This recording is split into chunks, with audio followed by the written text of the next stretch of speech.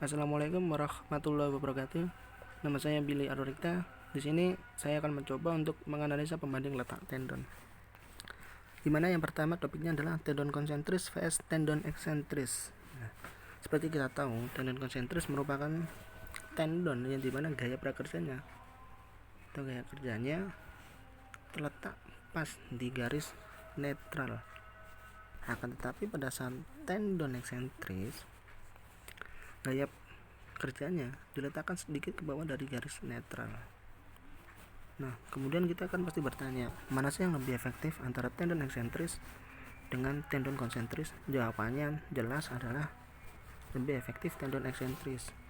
Hal itu mengapa demikian? Hal itu dikarenakan seperti ini. Ketika tendon eksentris diletakkan turun ke bawah sedikit gaya kerjanya di bawah garis netral, maka di sini akan terjadi momen. Nah, pada saat terjadi momen, maka balok akan terjadi pergantian gaya. Gantian gaya yang saya maksudkan begini. Ketika serat atas mengalami tarik, maka serat bawah akan mengalami tekan. Begitu juga sebaliknya. Kalau serat atas mengalami tekan, maka serat bawah akan terjadi tarik. Dengan kombinasi yang demikian, maka nilai PE yang dihasilkan nanti insya Allah akan semakin kecil dibandingkan dengan tendon konsentris. Mengapa demikian? Karena pada saat tendon konsentris tidak terjadi mekanisme seperti pada saat tendon eksentris. Nah, untuk lebih jelasnya bisa dibaca pada slide sebelumnya yang sudah saya jelaskan, di mana pada saat tendon konsentris nilai E berada pada tepat di tengah balok, sehingga menyebabkan balok akan menerima gaya seluruhnya pada bagian tersebut. Ibaratnya adalah ketika di serat bawah mengalami tekan, maka serat bawah juga akan mengalami tarik, dan serat atas mengalami tekan, maka serat atas juga akan mengalami tarik. Seperti itu yang bisa saya maksudkan untuk gaya seluruhnya pada bagian tersebut, sehingga akan menyebabkan nilai PE semakin besar.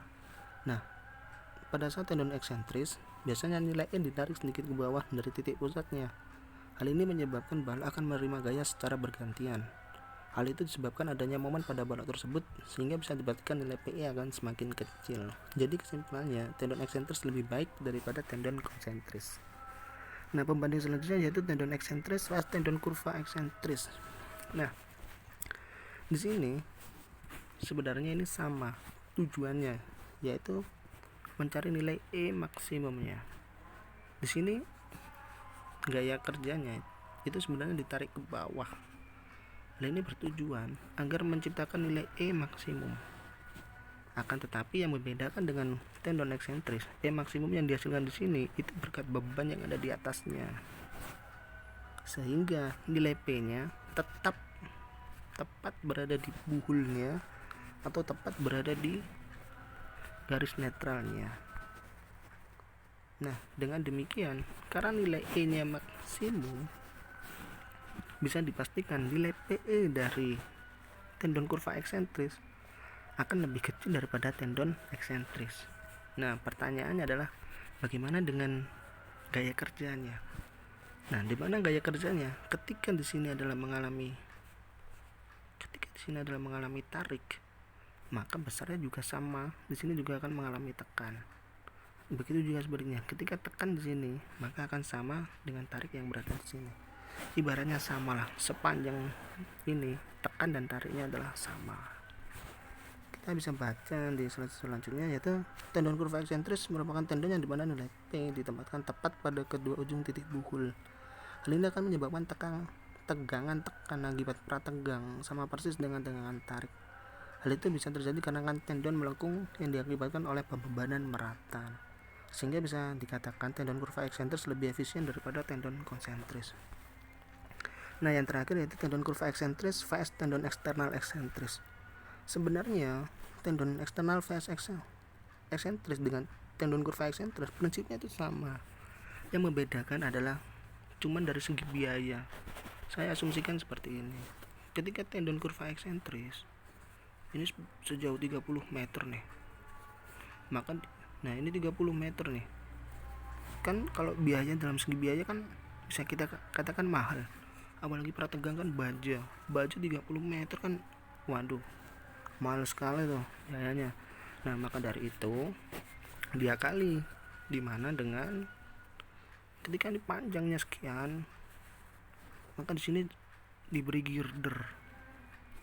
Nah, sehingga mungkin di sini, nah gini ya, mungkin di sini ini 14 meter, di sini 2 meter, di sini 14 meter. Nah, dimana kalau 14 kan lebih murah daripada harus 30 meter. Nah, untuk gayanya juga sama seperti tendon kurva eksentris. Yang membedakan adalah dari jumlah keiritan, dari jumlah biayanya lebih irit lah, bisa mengurangi biaya.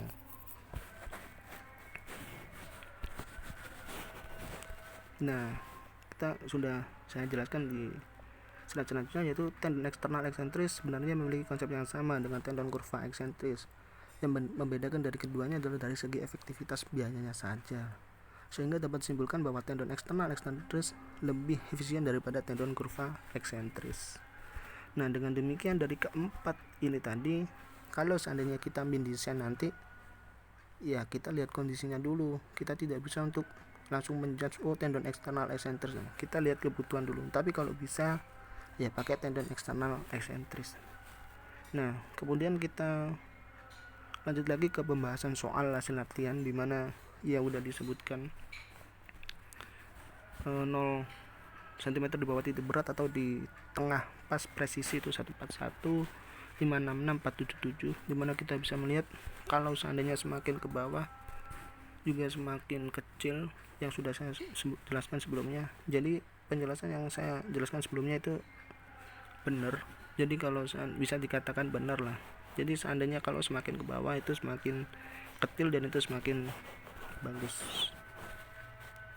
Sehingga dari penjelasan yang dijelaskan, maka yang paling efektif adalah pada saat turun sebesar 20 cm di bawah titik berat. Khusus penjelasan ini khusus berlaku hanya untuk ini doang.